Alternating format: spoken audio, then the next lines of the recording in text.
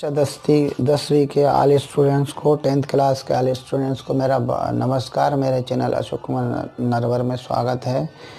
और मैं हिंदी मीडियम वाले विद्यार्थियों के लिए विशेष रूप से बता रहा हूँ, लेकिन ये जो मैं अपठित गद्यांश का जो बोध है, अपठित बोध, ये इंग्लिश मीडियम के भी लिए थोड़ा बहुत काम का, इसलिए वो भी देख सकते हैं इन वीडियोज़ को।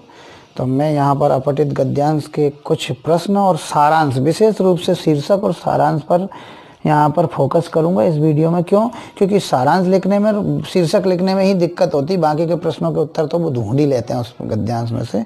तो हमें विशेष रूप से सारांश सीखना है। इसमें सारांश पर विशेष बल दूंगा मैं मुझसे जितना बनता है, मुझसे जितना प्रयास होगा। ये नहीं कि मैं विद्वान हूँ ये कहूँ, पर मुझसे जितना भी प्रयास बनेगा मैं करूँगा। तो यहाँ पर लिखा है प्रश्न, पहले तो यह चैप्टर है अपठित बोध। निम्नलिखित अपठित गद्यांशों को पढ़कर उनके नीचे लिखे प्रश्नों के उत्तर दीजिए। तो पहला गद्यांश क्या है? मानव का अकारण ही मानव के प्रति, मानव का बिना कारण के ही मानव के प्रति अनुदार हो उठना। अनुदार हो उठना माने निर्दयी हो उठना, माने उदारता है तो उसके प्रति दया भाव है। अनुदार है मतलब बिना दया, निर्दय बन जाना। हो उठना केवल मानवता के लिए लज्जाजनक है। मानवता के लिए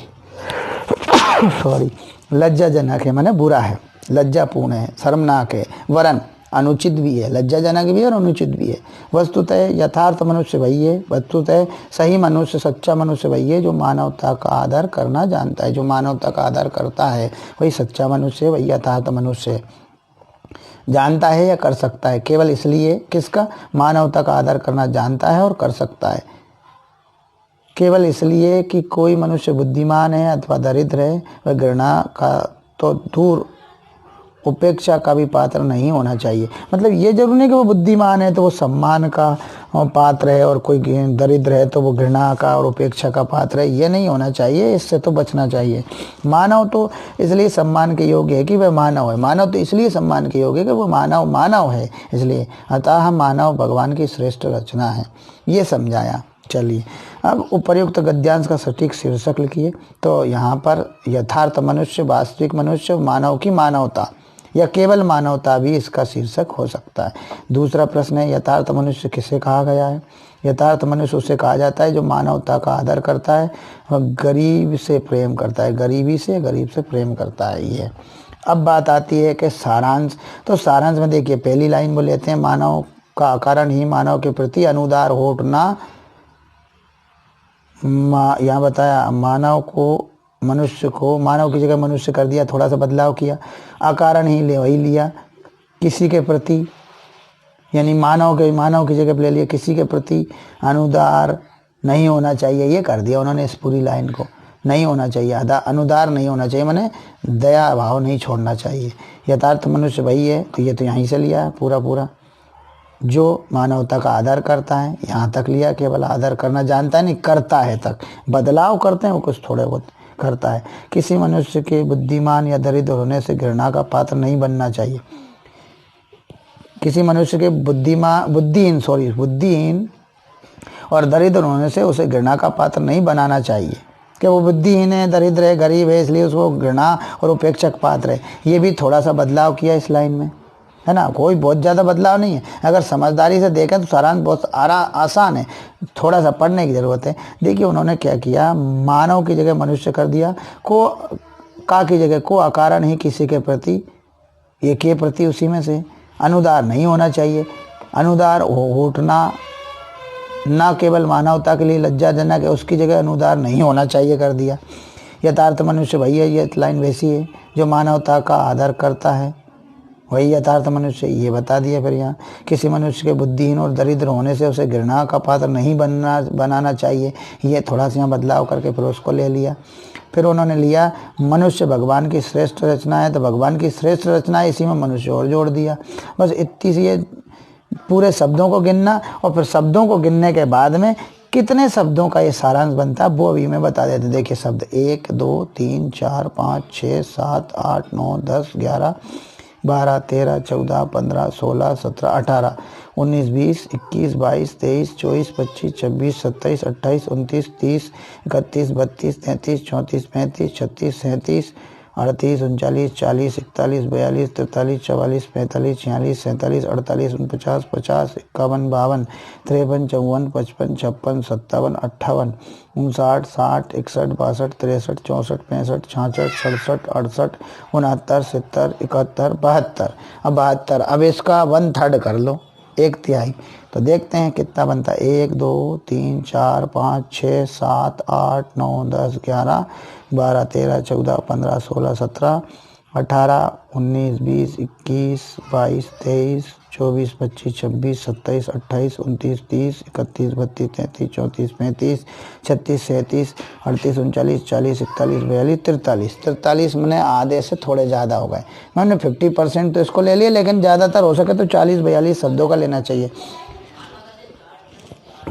चाहिए तो ही सारांश अच्छा है। वैसे कोई दिक्कत नहीं है, अगर थोड़ा बहुत 50% तो होना चाहिए। 50% से कम हो तो और अच्छा है, 50% शब्दों से कम हो तो और अच्छा है। तो सारांश इस तरह से सीखे जाते हैं। अगला जो सारांश है वो पढ़ते हैं, पहले गद्यांश पढ़ेंगे फिर सारांश और अन्य प्रश्नों के उत्तर पढ़ेंगे। आदर्श व्यक्ति कर्मशीलता में ही अपने जीवन की सफलता समझता है। माने जो आदर्श और अच्छा व्यक्ति होता है वो कर्मशीलता में, काम करने में ही अपने जीवन की सफलता समझता है, अपने जीवन को सफल मानता है कि अगर वो कर्मशील है तो उसका जीवन सफल है। जीवन का प्रत्येक क्षण वह, जीवन के हर एक पल को वह कर्म में लगाता है, जीवन के प्रत्येक क्षण को वह कर्म में लगाता है, काम में लगाता है। विश्राम और विनोद के लिए उसके पास निश्चित समय रहता है। विश्राम के लिए और विनोद के लिए, हंसी मजाक के लिए उसके पास केवल थोड़ा और निश्चित समय रहता है। अनिश्चित नहीं, निश्चित होता है, उतने के बाद में वो छोड़ देता है। विश्राम और विनोद समय रहता है, ये खास बात है उसकी, आदर्श व्यक्ति की। शेष समय जन सेवा में व्यतीत होता है। वो बाकी का जो समय बचता है वो जन सेवा में जाता है। हाथ पर हाथ धरकर बैठने को वह मृत्यु के समान समझता है। हाथ पर हाथ धरकर बैठने को वह मृत्यु के समान समझता है। किसके समान समझता है? अगर वो हाथ पर हाथ रख कर बैठ गया तो यह वह उसके लिए मृत्यु के समान है, एक तरह से मृत्यु है। काम करने की उसमें लगन होती है, काम करने की उसमें उत्सुकता होती है, लगन होती है कि वो काम करता ही रहता है। और वो पाई जाती जो कर्मशील होता है उसमें काम करने की लगन होती है, उत्साह होता है, बिल्कुल उत्साह होता है, उमंग होती है। विपत्तियों में भी वह अपने चरित्र पर का सच्चा परिचय देता है। परिस्थिति बिगड़ जाए, खराब समय आ जाए, संघर्षों का समय जाए, विपत्ति आ जाए, बुरी परिस्थितियों में भी वह, विपत्तियों में भी वह अपने चरित्र का सच्चा परिचय देता है। धैर्य की कुदाली से वह धैर्य रूपी कुदाली से वह बड़े बड़े संकट पर्वतों को ढहा देता है, संकट रूपी पर्वतों को ढहा देता है, संकट रूपी पहाड़ों को खोद डालता है। ये कहना मतलब उसकी कार्य कुशलता देखकर लोग दांतों तले उंगली दबाते हैं। उसकी कार्य कुशलता को देखकर लोग अपने दांतों तले उंगलियां दबा लेते हैं। मुहावरे का प्रयोग हुआ है यहाँ। संतोष उसका धन है। संतुष्टि जितना मिल जाए उसी में वो संतुष्ट हो जाता है, यह उसका धन है। वह परिस्थितियों का दास नहीं है, परिस्थितियों का दास नहीं, जैसी भी हो जाए ठीक है, होने दो। परिस्थितियाँ उसकी दासी हैं, परिस्थितियाँ उसकी दासी, वह परिस्थितियों का दास नहीं है। तो ये पूरा क्या है? गद्यांश है। अब बात आती प्रश्न की, तो उपर्युक्त गद्यांश का उचित शीर्षक लिखिए। तो इस गद्यांश का उचित शीर्षक क्या होगा? आदर्श कर्मशील व्यक्ति, या कर्मशीलता की विशेषता, कर्मशीलता का गुण, या आदर्श व्यक्ति या कर्मशील व्यक्ति, इतना भी ले। और आदर्श कर्मशील व्यक्ति भी लिख सकते हैं। बहुत सारे इसके शीर्षक बन सकते हैं। शीर्षक हमेशा प्रथम पंक्ति में ही कहीं ना कहीं होता है। दूसरा प्रश्न है, उपर्युक्त गद्यांश में वर्णित व्यक्ति के गुणों का वर्णन अपने शब्दों में कीजिए। तो पूरे गुणों का वर्णन या अपने शब्दों में करना। यह व्यक्ति कर्मशीलता में ही अपने जीवन को सफल समझता है। वह निश्चित समय पर विश्राम और विनोद करता है और शेष सभी समय जन सेवा में लगाता है। उसमें काम करने की ऐसी लगन होती है कि वह खाली बैठने को मरण के समान मानता है। थोड़ा बदलाव किया इसमें। उत्साह से पूर्ण उस व्यक्ति का सही परिचय संकट के समय होता है। बुरी परिस्थितियों में बड़े से बड़े संकट पर धैर्य से विजय प्राप्त कर लेता है। उसकी कर्मठता चकित करती है। संतोष से परिपूर्ण वह व्यक्ति विषम परिस्थितियों में भी सफलता प्राप्त कर लेता है। तो ये उसके गुण बताएं। अब बताया कि सारांश लिखिए, तो सारांश इसमें मांगा नहीं गया। ठीक है, इसी में विशेषताएं बताने में, गुण बताने में ही वो पूरे प्रश्न हो जाते हैं। तो इस तरह से एक दो ये आपके गद्यांश हो चुके हैं। एक आध गद्यांश और देखते हैं, फिर बाद में बात करूंगा मैं। एक गद्यांश है, कई लोग समझते हैं कि अनुशासन और स्वतंत्रता में विरोध है। कई लोग ये समझते हैं कि अनुशासन में और स्वतंत्रता में विरोध है। अनुशासन मतलब स्वयं को कंट्रोल में, नियंत्रण में रखना, और स्वतंत्रता मैंने स्वयं को स्वतंत्र छोड़ देना, कुछ भी करो। इन दोनों में विरोध समझते हैं पर नहीं है, किंतु वास्तव में ये भ्रम है, है ना। अनुशासन द्वारा स्वतंत्रता नहीं छीनी जाती, अनुशासन के द्वारा स्वतंत्रता नहीं छीनी जाती, बल्कि दूसरों की स्वतंत्रता की रक्षा की जाती है। अनुशासन के द्वारा दूसरों की स्वतंत्रता की रक्षा की जाती है। सड़क पर चलने के लिए हम स्वतंत्र हैं, हमें बाईं तरफ से चलना चाहिए, किंतु चाहें तो बीच में भी चल सकते हैं। अब बीच में चलेंगे तो दूसरों की स्वतंत्रता का आनंद होगा, दूसरे की टक्कर मार के चले जाएंगे, ये भी बात है। इससे हम अपने प्राण तो संकट में डालते हैं, दूसरों की स्वतंत्रता को भी छीनते हैं। हमने अब बीच सड़क पे चलने से अपने संकटों में अपने प्राणों को तो डालते ही हैं, दूसरों की स्वतंत्रता का भी हनन करते हैं, उसको भी छीनते हैं। विद्यार्थी भारत के भावी राष्ट्र निर्माता है, तो विद्यार्थी अगर भारत के भावी राष्ट्र निर्माता है तो उन्हें अनुशासन के गुणों का अभ्यास अभी से करना चाहिए। अनुशासन के जो गुण हैं उनका अभ्यास उन्हें अभी से करना चाहिए, क्योंकि वो भावी राष्ट्र निर्माता, फ्यूचर के नेशन डेवलपर हैं, इसलिए उनको ध्यान रखना चाहिए, जिससे कि वे भारत के सच्चे सपूत कहला सके। अब बात आती है एक सारांश की, तो सारांश और फिर अनुशासन और विद्यार्थी जीवन, ये इसमें शीर्षक है, और सारांश लिखना और शीर्षक लिखना, 2 ही प्रश्न पूछे इसमें। सारांश देखते हैं क्या, प्रत्येक मनुष्य के जीवन में अनुशासन आवश्यक है। यहाँ थोड़ा बदलाव किया, प्रत्येक मनुष्य के जीवन में, यहाँ क्या था, कई लोग समझते कि अनुशासन और स्वतंत्रता में विरोध है, लेकिन उन्होंने क्या लिया डायरेक्ट कि प्रत्येक मनुष्य के जीवन में अनुशासन आवश्यक है, बिल्कुल ज़रूरी है प्रत्येक मनुष्य के जीवन में। इससे क्या होगा कि व्यक्तिगत स्वतंत्रता के साथ, इससे व्यक्तिगत, उसकी खुद की व्यक्तिगत स्वतंत्रता के साथ साथ दूसरों की स्वतंत्रता की भी रक्षा हो जाएगी। अगर वो मनुष्य जीवन में अनुशासित रहेगा तो खुद की स्वतंत्रता भी बचेगी और दूसरे की भी बचेगी, अपना जीवन सुरक्षित होगा, उसका खुद का अपना जीवन सुरक्षित होगा और दूसरों का भी जीवन वो सुरक्षित करेगा, सुरक्षित रख सकेगा। भविष्य में आशापुंज विद्यार्थी को अनुशासन में रहना चाहिए। भविष्य के जो आशापुंज हैं, भविष्य की जिन पर आशाएं टिकी हैं राष्ट्र की, वही विद्यार्थी अगर अनुशासन में रहेंगे तो अच्छा होगा, राष्ट्र विकसित होगा। इसलिए विद्यार्थियों को अनुशासन में रहना चाहिए, जिससे वे भावी भारत का स्वस्थ निर्माण कर सकें, वे भावी भविष्य के भारत का स्वस्थ निर्माण और अच्छा विकास कर सकें। इस तरह से 3 लगभग हमारे गद्यांश हो चुके हैं, तो अच्छे से समझ में आया होगा, मेरा बिल्कुल यह अनुमान है, ये मेरी आशा है कि आपको अच्छे से समझ में आ गया होगा।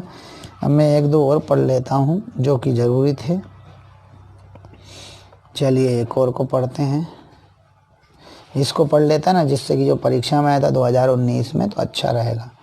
ये वाला आया था, ये 8वें नंबर का, कौन से नंबर का, 8वें नंबर का गद्यांश। स्वार्थ और परमार्थ मानव की प्रवृत्तियाँ। स्वार्थ माने स्वयं के लिए ही सब कुछ, और परमार्थ माने अपने लिए, साथ में दूसरे व्यक्तियों के लिए कुछ हो, कुछ हम दें दूसरों को, हम भी लें और वो भी लें। और स्वार्थ में सिर्फ मैं लूँ, ये स्वार्थ है। परमार्थ मतलब दूसरों के लिए कुछ देना, अपने लिए भी कुछ लेना।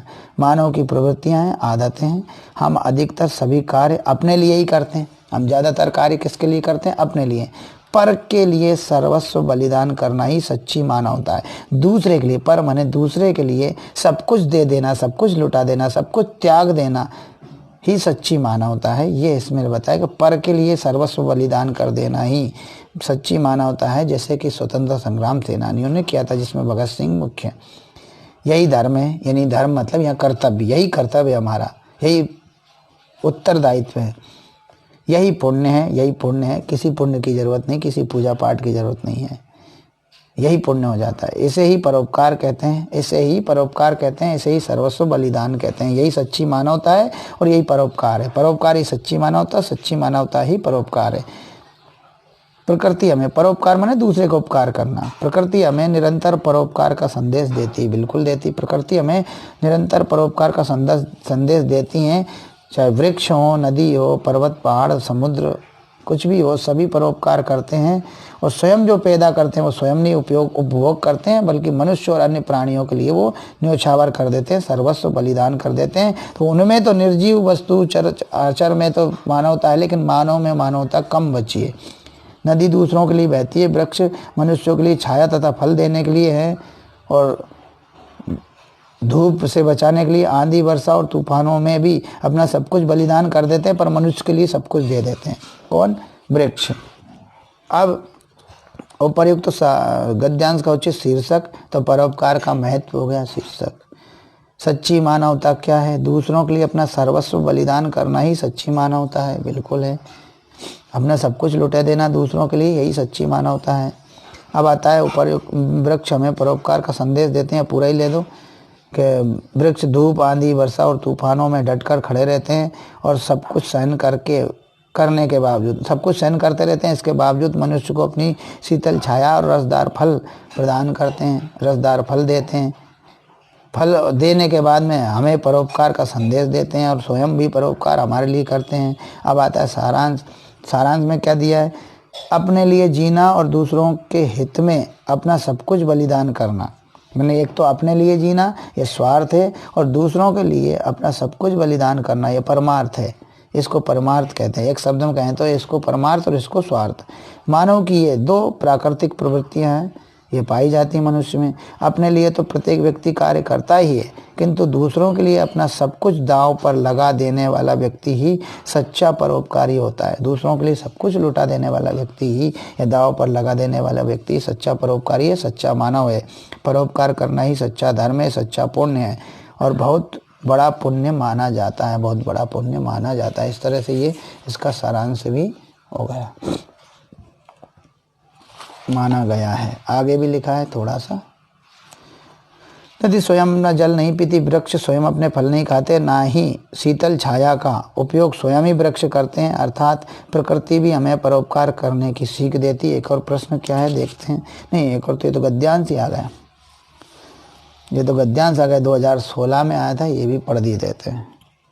चलो ये पढ़ लेते हैं। आप हमेशा अच्छी ज़िंदगी जीते आ रहे हैं। बिल्कुल, हम लोग सभी मानव अच्छी ज़िंदगी जीते आ रहे हैं। आप हमेशा बढ़िया कपड़े, बढ़िया जूते, बढ़िया घड़ी, बढ़िया मोबाइल जैसे दिखावों में बहुत खर्च करते रहते हैं। हम लोग हमेशा बढ़िया कपड़े, बढ़िया जूते, बढ़िया घड़ी, बढ़िया मोबाइल जैसे दिखावों में बहुत खर्च करते हैं, मगर आप अपने शरीर पर कितना खर्च करते हैं? शरीर के स्वास्थ्य के लिए उस पर कितना खर्च करते हैं? इसका मूल्यांकन जरूरी है। ये मूल्यांकन हमें करना चाहिए कि हम अपने शरीर के लिए कितना खर्च कर रहे हैं। यह शरीर अनमोल है, कीमती है, अनमोल है, इसलिए इसके ऊपर भी खर्च करना। अगर शरीर स्वस्थ नहीं होगा तो आप ये सारे सामान किस पर टांगेंगे? शरीर नहीं होगा तो किस पर जूते टांगेंगे, किस पर घड़ी, किस पर कपड़े और किसके हाथ में मोबाइल देंगे जब शरीर ही स्वस्थ नहीं होगा तो। अतः स्वयं का स्वस्थ रहना सबसे ज़रूरी है। अतः अपने शरीर को स्वस्थ रखना बहुत ज़रूरी है, एवं स्वस्थ रहने में हमारे खान पान का सबसे बड़ा योगदान है। और स्वस्थ रखने, शरीर को स्वस्थ रखने में, हमारे स्वस्थ रहने में खान पान का सबसे बड़ा योगदान है। ये आपका जो है गद्यांश है। अब देखते हैं उपर्युक्त गद्यांश का उचित शीर्षक। तो शीर्षक क्या है?